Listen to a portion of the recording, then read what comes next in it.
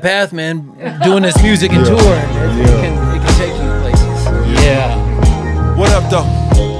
Well, what up, though? This is the Welcome to a Podcast, and we just shoot it off the cuff like this. Boom. Like this. I'm your boy, Lano, and, you know, if you've been here before, then you already know the drill, but if you just tuning in with us for the first time ever in your whole life, where the fuck you been at? Welcome. But welcome, He though. means welcome. Yeah, welcome. That's what I'm trying to say in Pig Latin.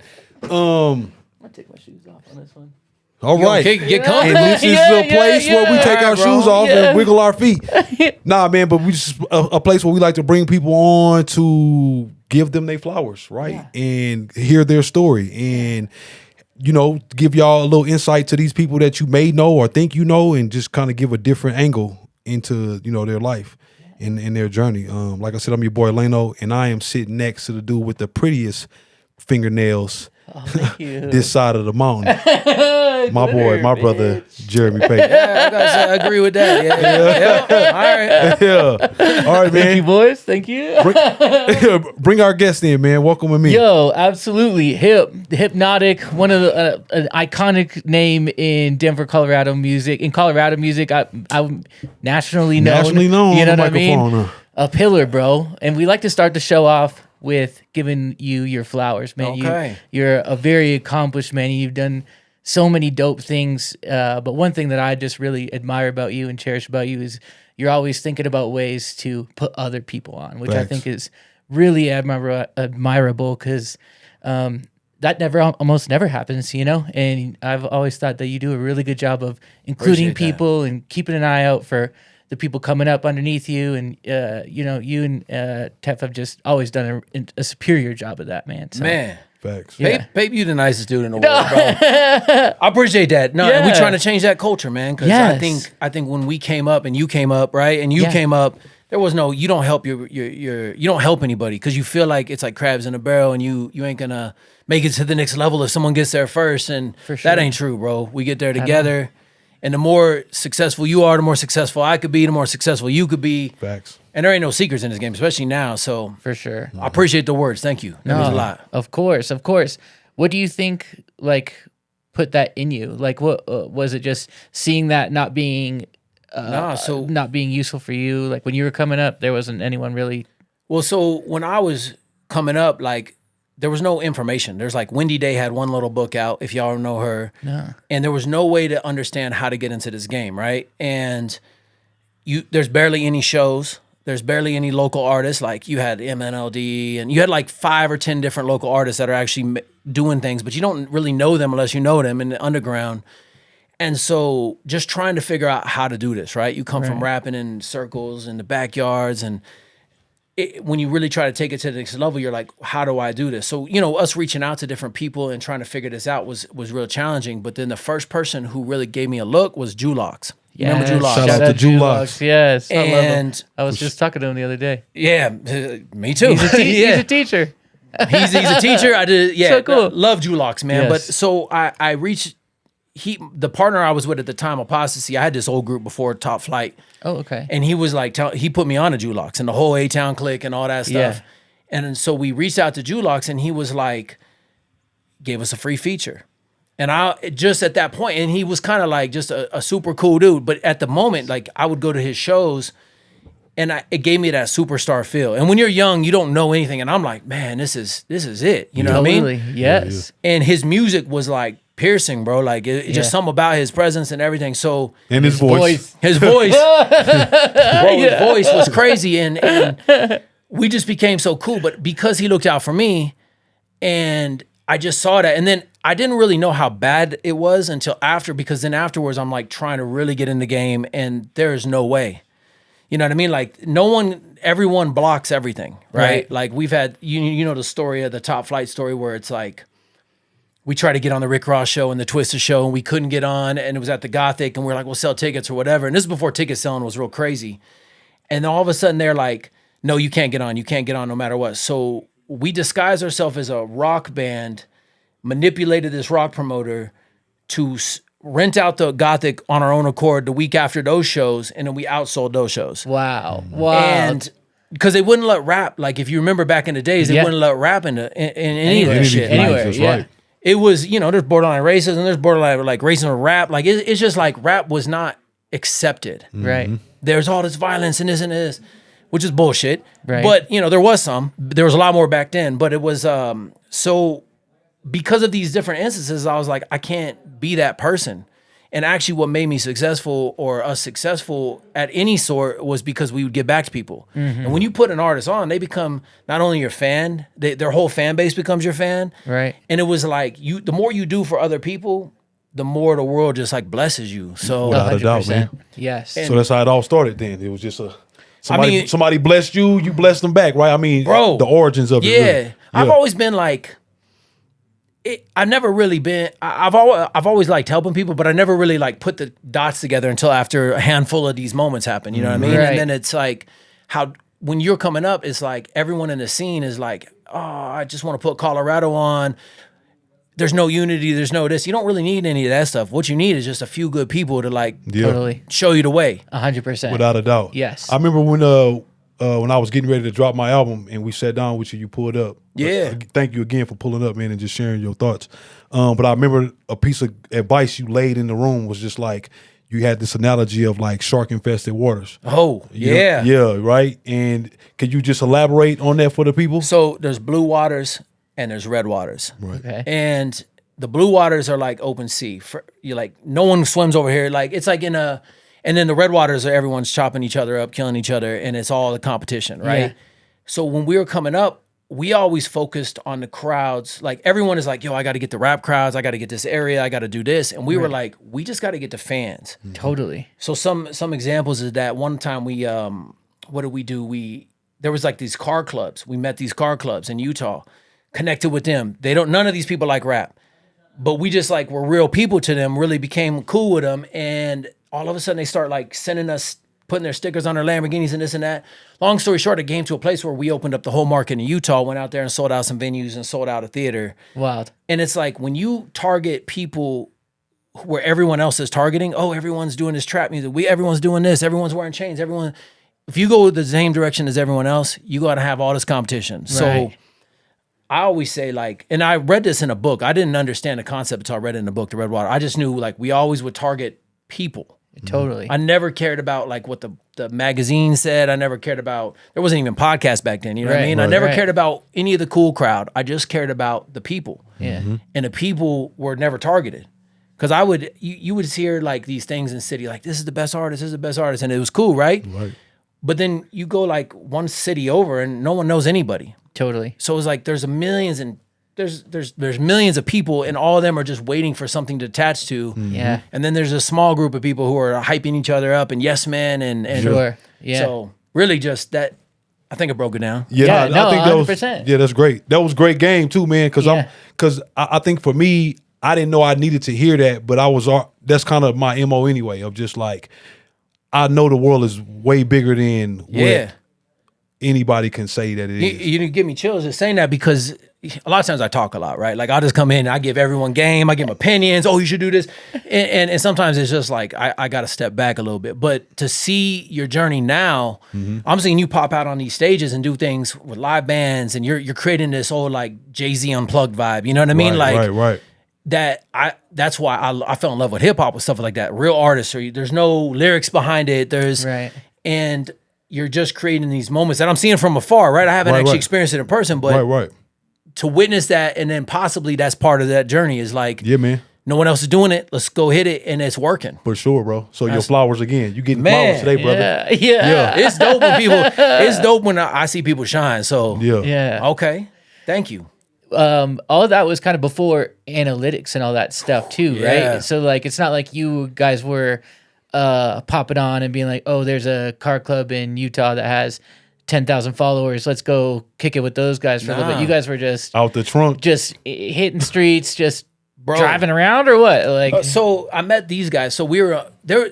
I've had waves in my career, right? Like Sure. we had the independent wave where we're the king of local and didn't really know anything outside of Colorado, right? And then we had the wave where we were going in the industry. So this one, we were in New York and we just were at a hotel and we came downstairs and we met these guys and we just talked. Like, I'm the type that just talks to everybody in the room every single time. Introduce myself, whoa, yo. And we were so excited because we were on tour. or we were out there doing something cool, and these guys were on this thing called Gumball. It was like this: you pay $30,000 a ticket, and you're in these supercars and riding. And we so we're like, yo, check out our music. We're out here. We're about to get a deal. We're meeting with Atlantic, all this stuff in our minds. We just had this energy, right.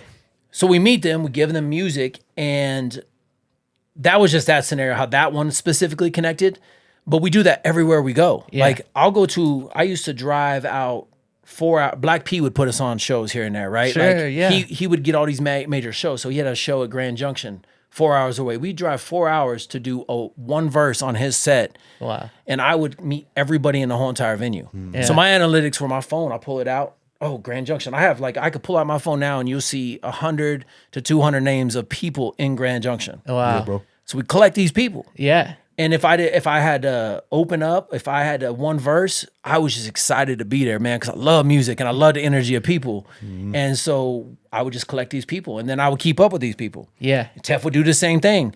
He's not as sociable. He's funny. Like, we have these different, like, he's more organized, like, yo, we got to do it like this. Like, we have different minds, but they work together in sync. You know what I mean? Yeah, yeah.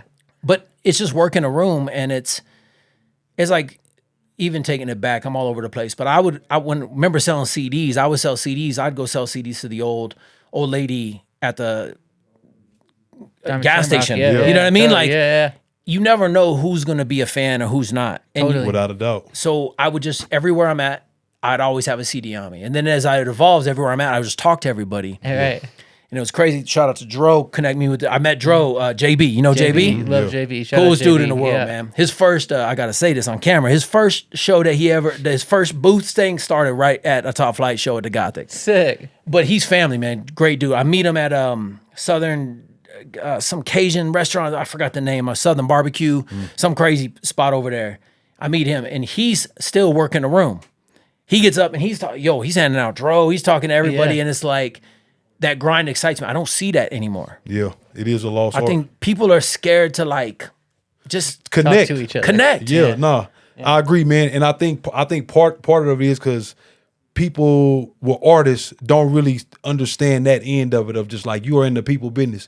If you can't go connect to these people outside of your appearance, then it's gonna die right there, and they're gonna turn around and go off into something else. And it's like, you have to do that. And I like that. Every time I get off a stage, I make sure I go get into the crowd. Like, it's like an instant thing. I don't fade off into the back. I don't do any of that. Like, I'm like, let's do it. Especially when I'm like, when that room was moving to whatever I had going on. Like, I'm very cautious of that. And I'm like, all right, when I get on, I'm about to go shake their hand. I'm about to go talk to them. Let's chop it up for a couple minutes if we can, right? But I think that's important, because you have to be able to connect with your audience. And nowadays, it's like the internet is fucking that up. You know what I mean? It's like a shell almost. It kind of makes people like feel like they're too cool, because you're like, I have 10,000 followers, so like. But that shit don't equal. Nah, you know what it is? Paychecks. Is kids No, it are doesn't. talking to each other on their phones, right? Like, Sure. they're not.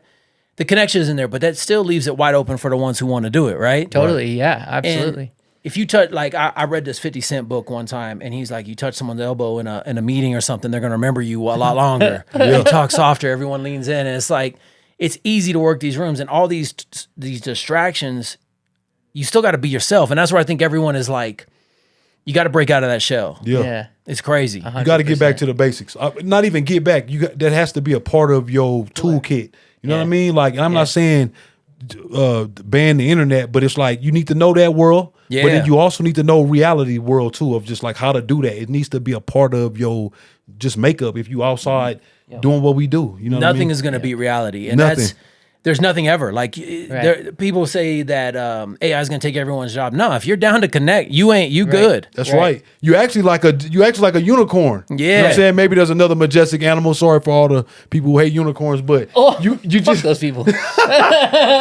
says Pape Snails. Yeah, we're unicorn. But nah, you stand out by sticking to the basics, because it's like a lost art. You know what I mean? Truly. You know, I want to give you one thing you said when you connect with everyone after stage. There's this one trick we used to do. It's not really a trick. It was authentic, but it's one of these things that I see is like, we would bring posters to these shows. Mm-hmm. And a lot of times we were doing shows in markets where we didn't know anybody. Right. Like, you know, if you're on tour with Yin Yang, or you're on tour somewhere in a random town and no one knows you, we would get off the stage and we would start signing posters. And we usually had a camera person who'd always put a camera on us. People would line up for days. Yeah. And now all of a sudden you have this like, Right. there is this it's like energy theatrics, facade. yeah. There's these theatrics. And it's like, I Yes. learned too, one thing to help me is like, I used to run around and talk to everyone. But if you can get everyone to come to you, Totally. you get older and you get a little lazy. You be like, yeah, I'm going to try to figure this I mean, out. the game slows down. It's like Yeah. Jordan wearing number 45 versus 23. The game just comes to you differently. Absolutely. Yeah, that's why we bring everyone here. Yeah. Hey, That's it. Yeah. for sure. Yeah. What's one thing you wish more people knew about you, Hypnautic? One thing I wish more people knew about me. Here's the thing.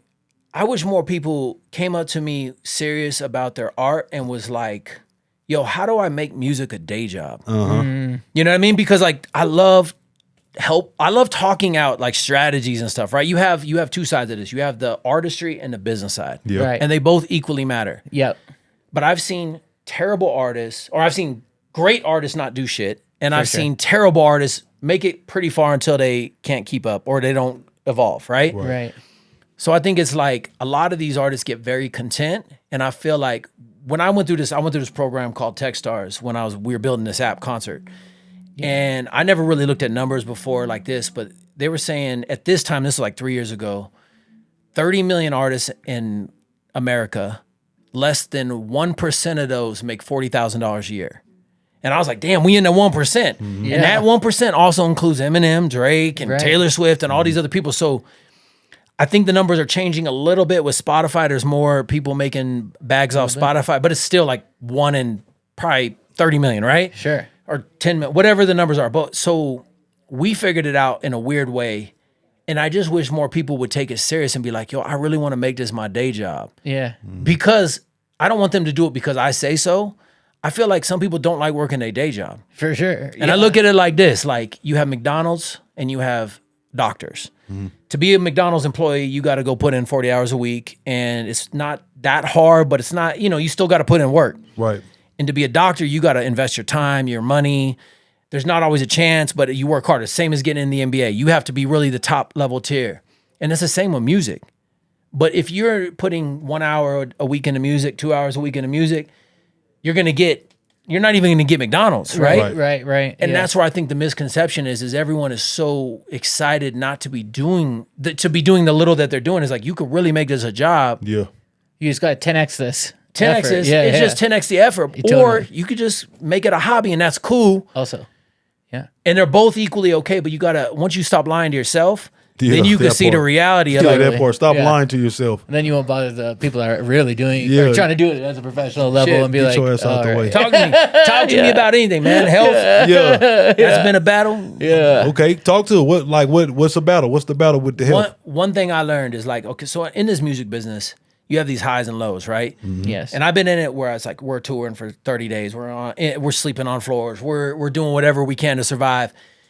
And your like health goes to shit, right? Like For you're sure. eating fast food, Right. you're eating At all 3 this in the stuff. morning. I never knew this until recently, and I'm not even like there, right? I'm not at a place I could preach about it. Sure. But some things I learned is that when you stop all the bad stuff in your body, your mind starts working sharper, and you can start making better decisions. Yes. My first one of our albums that hit the billboards was like Bad Decisions. And yeah, at that time we making bad decisions. At the same time we struggling to survive. We're having highs in our career, but at the same time my mind is gone. Like I'm drinking every night. I'm doing fuck shit. Like and all this stuff doesn't serve the soul. And once you can get back to the reality and the connection, you see where music has gone in this genre, right? Like it's like I came up on music that was political, like, yo, people are suffering oppression, all these different things are happening and people are preaching about it, talking about it. You have violence, you have all this, but there seems like there's some kind of purpose in it. And then now it's like the outcome, the kids of these kids, like I'm seeing like people I used to put on shows, their kids are going to jail and prison and dying. And these guys aren't all that. Like, I don't know, the better we could do, the more focus we can get in, cut out all these toxins, like the sugars, the alcohols, the drugs. And I'm not sitting here trying to preach this because I did all this. Yeah. Right. But my mind is 10 times sharper. For sure. Without a doubt. And I could be on stage and rock 10 times harder than some of these kids. I'm over 40. Right. I'm, Right. I 100%. Bro. Man. I feel that. And like, I too am on my journey of, you know what I'm saying? Yeah, same, man. man. Yeah, it's say, man. Yeah. Sexy beats. But nah, I get that. Like, I just there's a connection that we all need to know that that your body can take care of itself. Yeah. But you got to give it the right things, right? Like, we have to look at the things we put inside of ourselves as energy. Yeah. Right? Because that's what we created. That's, I ain't gonna go down this wormhole, but it's like we all are energy. Bro. And so whatever you're consuming, whatever it is, if it's the food, if it's the shit you tuning into, that's what's going to start to come out of you, right? Absolutely. So I think it's so important that people understand that, of just like, yeah, bro, yeah, you over 40, but shit, you wouldn't know that if you didn't say that. And a lot of that comes from the choices that you're making behind the scenes, right? And I too do the same thing. And I know me and Pape talk about this all the time, of just like how to navigate life through our vices and the things, and like pulling away from certain shit, because it's like, yeah, we are getting older, and it's like, do you want to be like good and sturdy and strong as you age, or do you want to start to decline as you age? And I'm just I don't think that's the way you should want to go out, but it all starts with the choices of like what you consume. These choices are so important, and I think it's like, you got to live life, right? I'm not saying don't go live life. Yeah. But what I noticed, so I throw shows right now in half of America. Alcohol sales are 30% down, which is probably good. Back then, I was the one on the couch ripping up the couch with bottles. I never bought bottles, but everyone around me give me bottles. So it's like, and I'm rapping about it, and I look back and I'm like, damn, like, if I was really focusing on some of these times, I could have put on that's why I say I like 50 Cent, is he puts on a show, but he's always strategically building stuff that employs people, that helps people and stuff like that. And I'm like, it's a witty way of doing it. And I'm like, it's just looking back, I'm like, I wish I knew some of these things earlier. I didn't know food was bad. Like, How could 20 years ago, I had this guy I was working with. Maybe 15 years ago, I had this guy from Nigeria I was writing with. We did some songs on my first Purple Rain album, and we were real close for some reason. And he was like a prince out there or something. Came out here a few times, brought him on stage with 50 Cent, like crazy. But he put me on to Dr. Sebi. And that blew my mind, because you couldn't find nothing on him at the time. And then by the time he passes, you start hearing about him. Totally.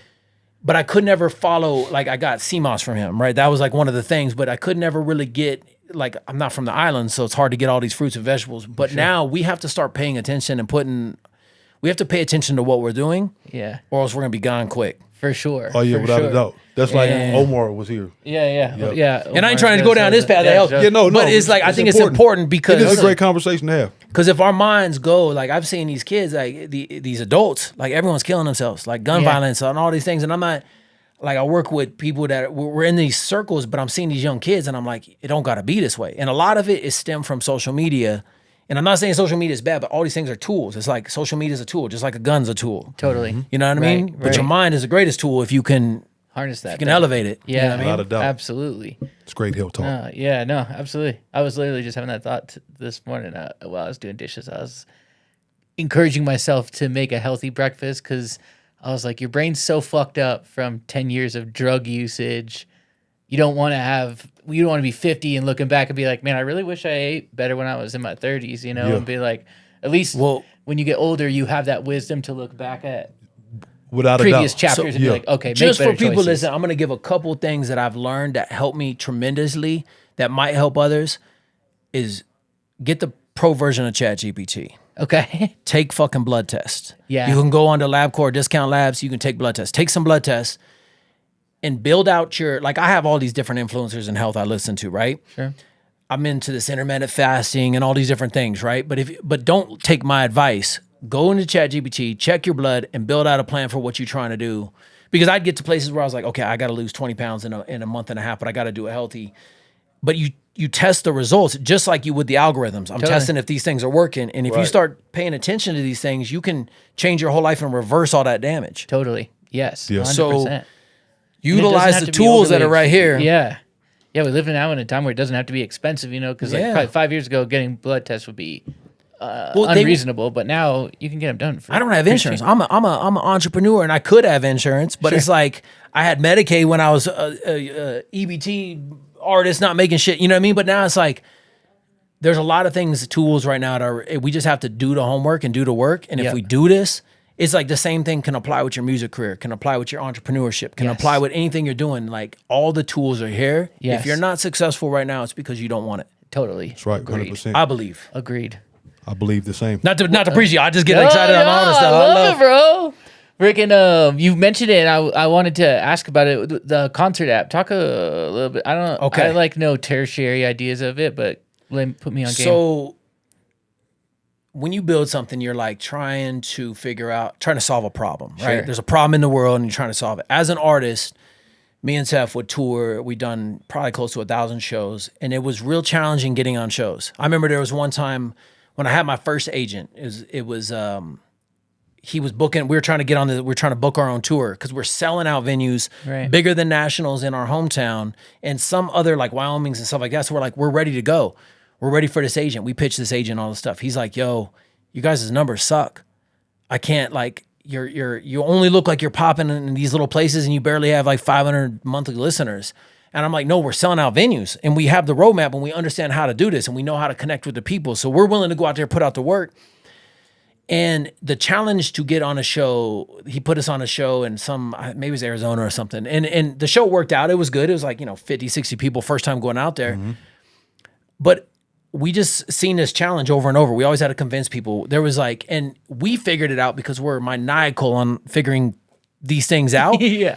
But all these artists don't know anything, right?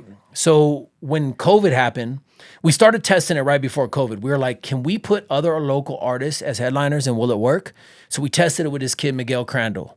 He crushed it. Yeah. We tested it with DNA. Cool. He crushed it. We tested it with Napalm. He crushed it. We're like, okay, at first, in our ego minds, we're like, it's only us. No one else can do it. Mm. But we started setting these shows up, and we were like, all these artists are selling tickets across America for national acts that are only bringing like 50 people or 100 people. So let's take out those national acts, lower the budgets, and put all the resources behind one local headliner. Cool. Shit started working. Sick. So COVID happens. Whole world shuts down. Fuck. And the person who was building our website, she was like, you guys should turn this into an app. Your idea is kind of brilliant. You should turn it into an app. We're like, okay, if you can create it, whatever. We go through this, start submitting us to Techstars. Techstars is an accelerator program. We get almost all the way to the end of this program in California. We're meeting every major label in the world, fucking Peloton, all these different people going to invest us. We get all the way to the end and they're like, nah, we can't take you. And I think it's because what we would have done would have disrupted the industry.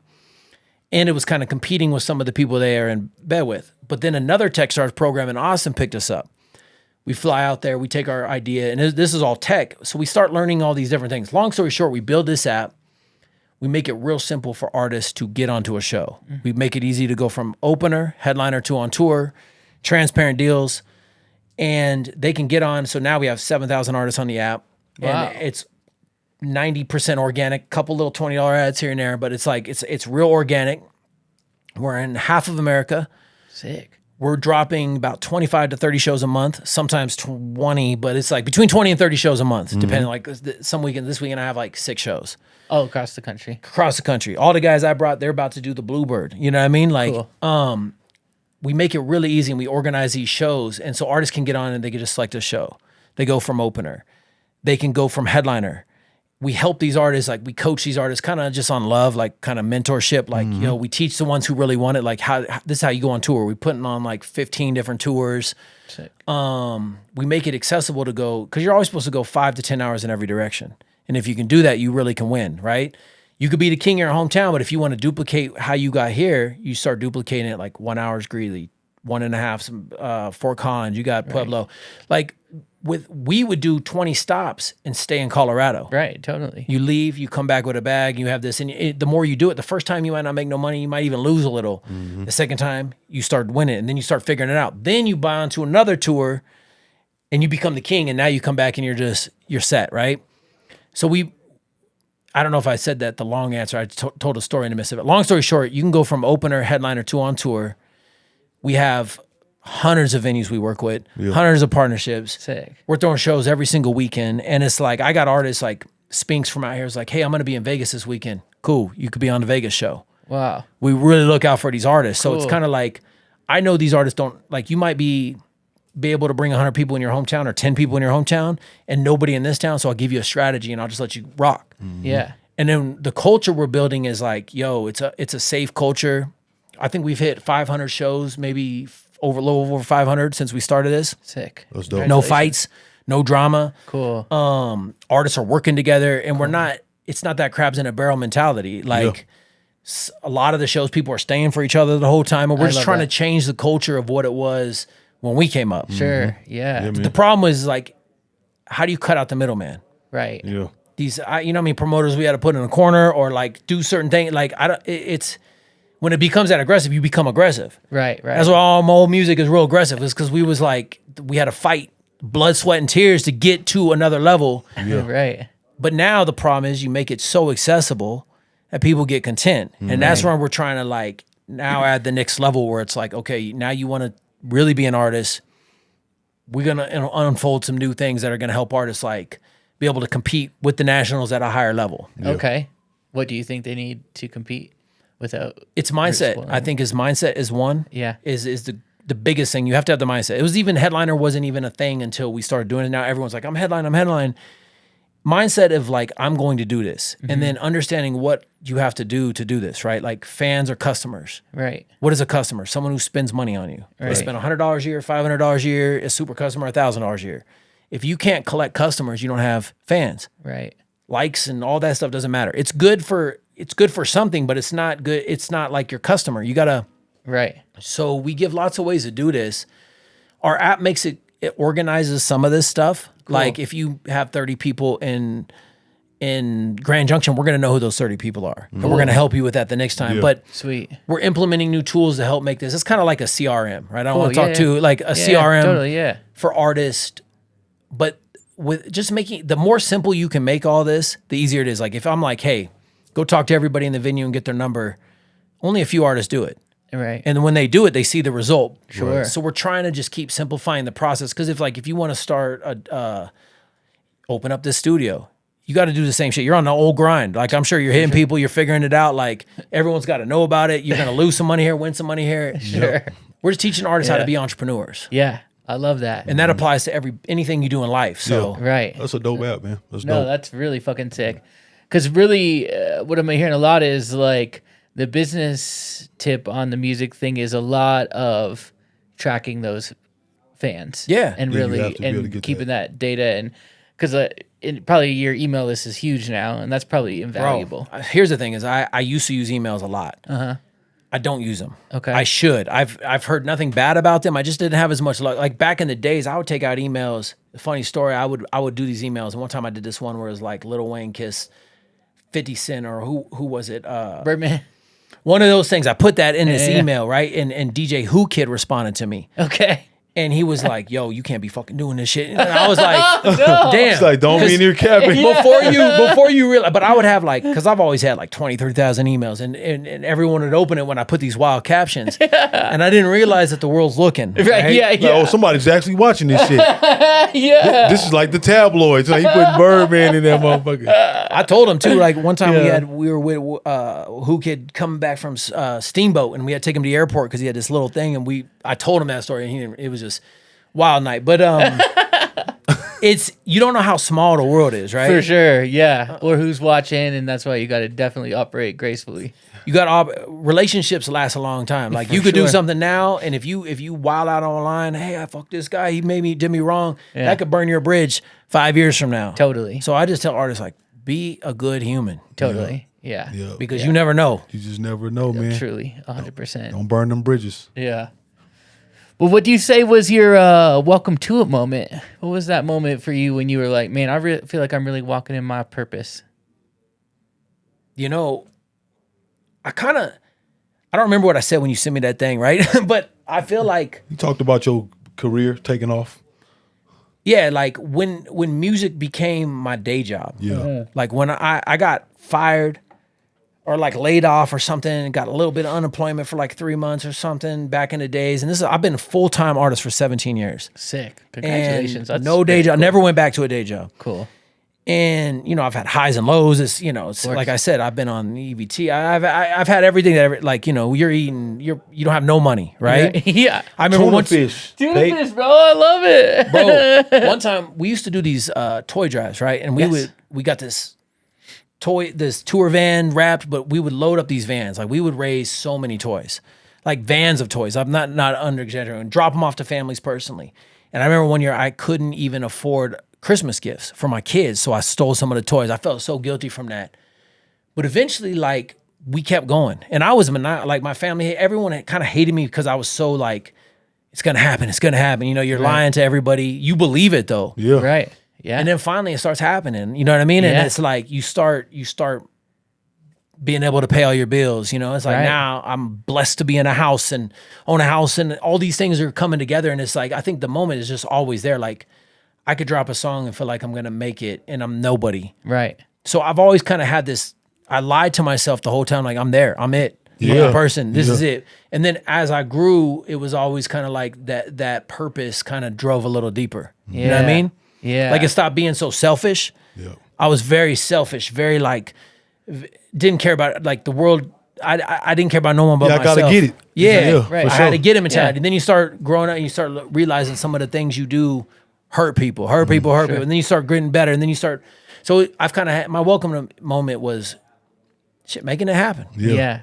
Bro, never looking back. Yeah. Seeing other people start to make it happen off of things you do for them. And it's like, it just, the whole thing has been a welcome. You got to keep that mindset. Yeah, Yeah. for sure. You can't lose that mindset. Now you have to be somewhat crazy to go. Yeah, you have to go after your dreams. You know what I mean? Bro, Especially in a world that says like you shouldn't do that. Not a lot of people even make that happen. It's such a slim chance, Bro. But you have to psych yourself out. Like right now, my daughter is turning up the gears and wanting to play basketball, and she's got these high dreams. I'm just like, look, I'm not gonna shoot you down, but I'm gonna tell you, you're gonna have to do everything that it takes, and you're gonna have to believe beyond belief of what you can do. Like, and so like I hear you say lying to yourself. I really think it's more or less like that is the power of manifestation, that we as humans, we have the power to harness that, right? You just got to know how to manipulate it and do it and really fully commit and immerse yourself to it when everything is pulling you away, saying like, no, don't do it. You shouldn't. Right. Or even really the man in the mirror wanting to talk you out of the shit of just like, bro, this shit ain't working. Your bills, your lights, your life. What are you going to do? Your girl, your kids, you're failing. Yeah. And it's just like you have to be able to push all that shit out of your mind and then keep pushing. I think in America especially, we get so entitled, right? Like, we are so blessed to have the things we have. You know, and I mean, I've been in poor communities. I've been in like drug-infested communities. And it's like, there's some people that have it better than others, obviously. But like, when I go to Mexico or go to different places, like these little kids are coming up with chiclets. I don't see that often out here. You know what I mean? Sure. And it's like, we have so much, and it's like, really, it's a mindset. Like, if you're able to talk and get up, it's good to be vertical, right? For sure. Like, if you can get up, you got to go get it. And if you can believe it in your mind, and I think that mindset, I think we need to instill. That's the superpower we need to instill into everybody. Yes. No matter where you're at on the class, race, anything, is like your mindset. No matter what anyone says to you, don't let them defeat you. Yeah. That's right, 100%. Yes. That's some free game, y'all. What's the one reoccurring lie that your self tries to tell you to keep you down, and what do you do to tell it to shut the fuck up? I mean, a lot of it. Just tell it to shut the fuck up. Yeah. There's a lot of. I'm in battle with my mind a lot, right? Yeah. Simple things like I'm addicted to cookies and I can't stop cookies, but I'm trying to quit sugar. Like, you can't quit. You the cookie monster, man. You was made to eat cookies. Cookies was made for you. Look at that Oreo.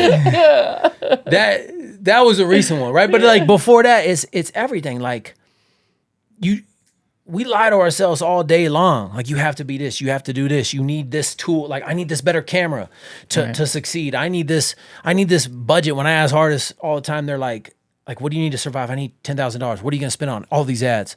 No.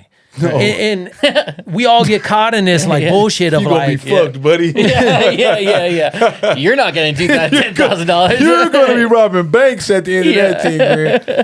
Shit. When I was, I weighed probably 240, and I was like, I lied to myself. I was like, I can't stage dive. And I tried, and they pushed me back. And this one kid broke his leg, like on not because of this, but like, okay, we were in this packed venue. And show big ass off me, man, bro.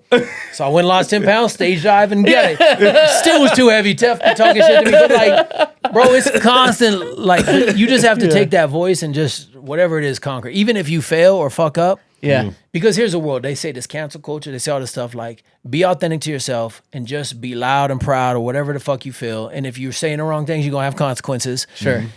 But pay those consequences and try to learn from it and keep moving. And it's like, we're going to lie to ourselves all day on everything. Right. You know? Like, Yeah. well, you just got to just tell yourself the truth. I lie to myself on everything. Yeah. Oh, man, I need this, I need that. I don't need nothing. You already got it. I got it all. Everything you need. My kids are alive. Like, they're moving. They're Yep. We have more impact than we think we do. Yeah. For sure. And we ain't shit. You know what I mean? Like, I read something. Right. I read something in a book, and the question was posed that like somebody wanted to learn to play the piano or something. Yeah. It was like, I'm too old to learn to play the piano. And the person posed the question of just like, well, you should just get started. And it was like, well, how old will I be when I live? Like the same age you'll be if you don't fucking do it. Real speak. Right. So just do it. Right. Just don't matter, man. Just do it. If you woke up this morning, and I know this shit sounds so cliche, if you woke up at any given day, any given time throughout the day, that's the opportunity of a lifetime right there. Like you're literally living the chance of a lifetime. Like every day is a lottery ticket is how I look at it. You ever heard the story of bamboo? No. So, and I think I've heard this story, so I don't really know it's true, but I just know I like the way it comes out, right? So, okay. So bamboo, you have it and you water it for 7 years. Oh, yeah. And it does, and then all of a sudden one day it just grows up. Yep. Just to the rockets top. out. Rockets out. Yep. And I think that's like the kind of the Underground metaphor the whole to time. us. Yep. Underground the whole time, but you have to water it consistently. It has to be watered for 7 years. Crazy. And I think that's kind of how we are, is like we want, I see my son, like he wants to be the best at something. He wants something right away, the instant gratification. That's all the social media, that's all the internet lying to us. But real speak is like, you just got to go. Start now. Doesn't matter where you're at on the totem pole. Yep. Start now and you will figure it out if you want it. Yes. Yep. Yes. And if you don't figure it out, it's because you didn't want it. That's right. 100%. And that's it. There's no excuses in the world. Yeah. Because I can give you a million excuses or things that I've been through was like, I could have died, or these things could have happened all day. Yeah. But Sure. if you I want mean, the playing field's not always even for everybody. I mean, we know that, Absolutely right? not. But we all have access to be able to make a different choice. And I think life is all about choices. It's and all. so as long as you continue to make choices leaning towards where you want to go, man, you're going to land somewhere within the vicinity of that, right? You may not be Jay-Z or Beyonce or Taylor Swift or Patrick Mahomes.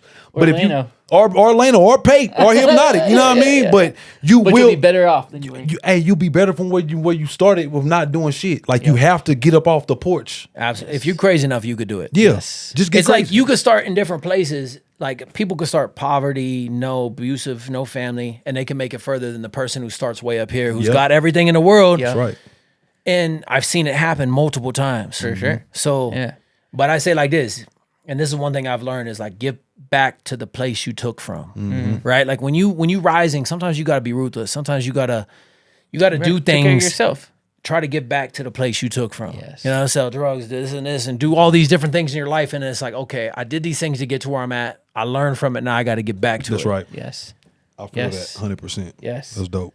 I think with that note, you beautiful motherfuckers. Hey, that's it. It don't get no better than that. Yes. Get back to where you came from. Be crazy enough to try. Be crazy enough. And This get was- crazier. Hypnautic, one of the greatest out of the state, man. Shout Thank out you to for my partner, blessing King us. Tef. He ain't here. Shout Yes. out I didn't even Seth. tell him about it. Didn't even know. This was last minute. Thank you for inviting me. Hey, thank y'all. What is this? Yes. What is this podcast called? Welcome to it. Because I'm welcome to the dope game. Yep. Have you told them about that? Do they know about this?